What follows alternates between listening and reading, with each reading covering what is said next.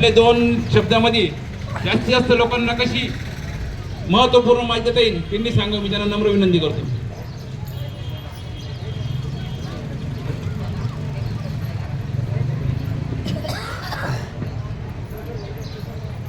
सर्वप्रथम मी आपल्या सर्वांचं बेलापूर ग्रामपंचायतीच्या सरपंच, उपसरपंच, सर्व ग्रामपंचायत सदस्य आणि ग्रामपंचायतीच्या वतीनं आपल्या सर्वांचं स्वागत करतो.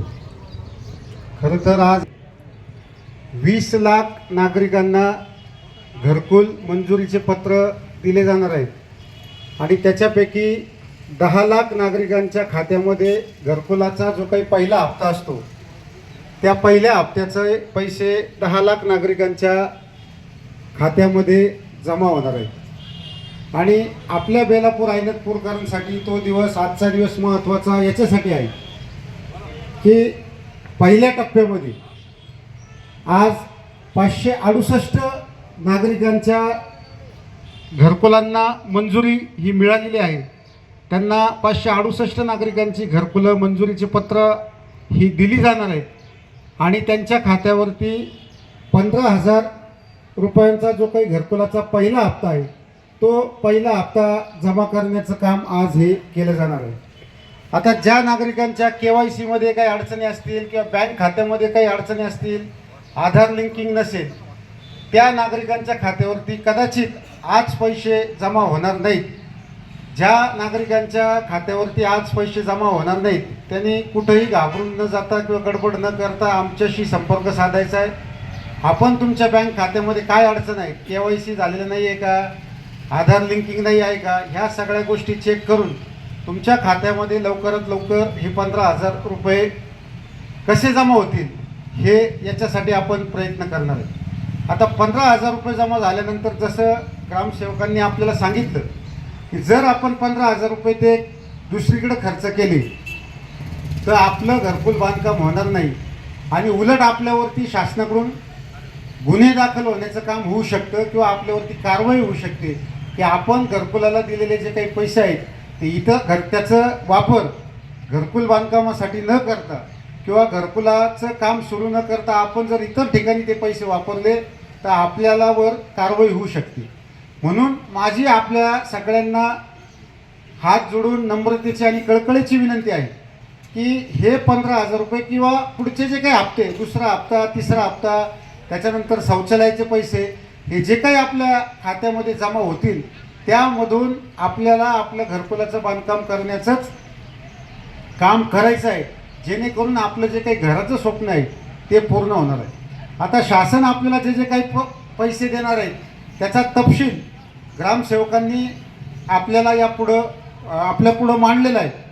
त्यांनी आपल्याला जे काही सांगितलं ते खरं आहे की पहिला हप्ता, दुसरा हप्ता, तिसरा हप्ता, चौथा हप्ता, हे असे सगळे हप्ते मिळून आपल्याला 1,20,000 रुपये मिळणार आहेत. त्याच्यानंतर 26,703 मन रोजगार हमीतून आणि 12,000 शौचालयासाठी स्वच्छ भारत मिशनमधून, म्हणजे असे 1,58,730 रुपये आपल्याला ते मिळणार आहेत. आणि जसं भाऊसाहेबांनी सांगितलं की आपले जिल्हा परिषद सदस्य शरद भाऊ असेल, मी असेल, ग्रामपंचायतीच्या सरपंच, उपसरपंच, आम्ही मुस्तक वय असतील, आम्ही सगळ्यांनी आपल्या जिल्ह्याचे पालकमंत्री नामदार राधाकृष्ण विखे पाटील साहेब यांची भेट घेतली. त्यांना विनंती केली की 1,58,000मध्ये घरकुलाला ते पैसे कमी पडतात आणि मग त्यांनी जे काही आपल्या जिल्हा परिषदेचे मुख्य कार्यकारी अधिकारी आहेत, CO साहेब आहेत, येरेकर साहेब, त्यांना सांगितलं. काही दिवसांपूर्वी, 7-8 दिवसांपूर्वी येरेकर साहेब आपल्याकडे आले होते. त्यांनी आपल्या सगळ्या जागांची पाहणी केली, कसं काम करायचं या बाबतीमध्ये सूचना दिल्या आणि मग हा सगळा विषय त्यांना सांगितल्यानंतर साधारण किती ते बांधकाम कर्मचाऱ्यांचे 75 की 78,000, आता ती रक्कम फायनल होईल. गवंडी प्रशिक्षणचे 78,000 रुपये, म्हणजे हे 1,58,000 प्लस ते 58,000 हे प्रत्येक लाभार्थ्याला मिळणार आहेत. आता आपल्या बेलापूर ऐनतपूर गावामध्ये गेल्या 25, 30, 50 वर्षापासून, म्हणजे आमचे जे काही घिसाडी बांधव आहेत ते मला जसं आठवतं, म्हणजे गेल्या 35, 40, 50 वर्षापासून हे आमचे घिसाडी बांधव रस्त्यावरती राहतात किंवा पावणे नगरमध्ये अतिक्रमण करून राहतात. त्यांना त्यांची स्वतःची बिचाऱ्यांना जागा नाही, त्यांना त्यांचं स्वतःचं घर नाही. किंवा आपण जर बघितलं आमचे आझादवाडीवरचे बांधव आहेत ते शेती महामंडळाच्या जागेत राहतात. आमचे गोखलेवाडीवरचे आमचे बांधव आहेत ते शेती महामंडळाच्या जागेमध्ये राहतात. गायकवाड वस्तीवरचे आमचे बरेच असे बांधव आहेत की ते शिवावरती राहतात, म्हणजे ते अतिक्रमणामध्ये राहतात.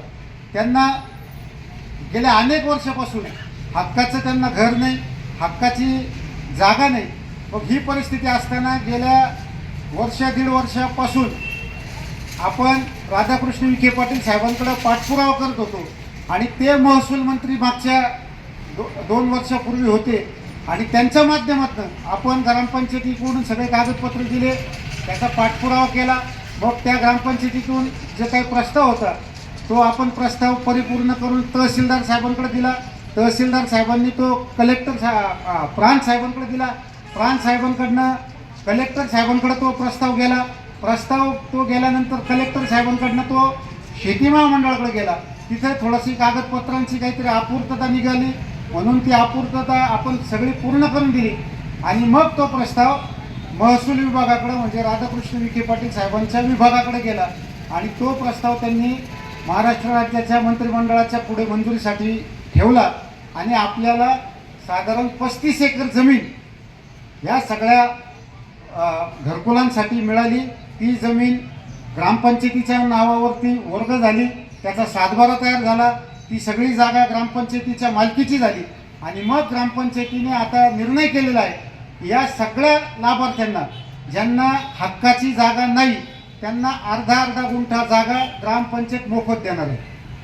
आता एक विचार करा की श्रामपूर बेलापूरला च्या रोड लगत ती जागा आहे किंवा गायकवाड वस्तीवरती ती जागा आहे. मोरे मामा आपल्याला माहिती आहे गुंठ्याचा काय भाव चालू आहे गायकवाड वस्तीवरती, सांगा मला माहिती नाही. मी साधारण आणि रामगडला रोड टच काय भाव चालू मुस्तकबाई, साधारण 15-20 लाख रुपये आपल्या गावामध्ये भाव चालू आहे गुंठ्याचा. अर्धा गुंठा म्हटलं तर तुम्हाला 7 लाख रुपयांची जागा ही ग्रामपंचायत ही तुम्हाला मोफत देणार आहे आणि वरती त्याच्यावरती तुम्हाला घरकुल बांधून देणार आहे. आता ह्या जागा आपल्याला ताब्यात मिळाल्यानंतर म्हणजे ताबा झाला आहे, त्याची मोजणी झालेली आहे, त्याचे नकाशे झालेले आहेत. ते नकाशे आपल्या हातात आल्यानंतर मागच्या आठवड्यामध्ये त्याचा आपण लेआउट करायला टाकलेला आहे. म्हणजे घरकुलाची जागा कुठं, तुम्हाला मोकळी जागा कुठं, तिथे आपण काही वेगळ्या प्रयोजनासाठी सुद्धा जागा सोडलेल्या त्या कुठं, त्याचा लेआउट येत्या 1-2-4 दिवसामध्ये किंवा 8 दिवसामध्ये आपल्याला मिळणार आहे.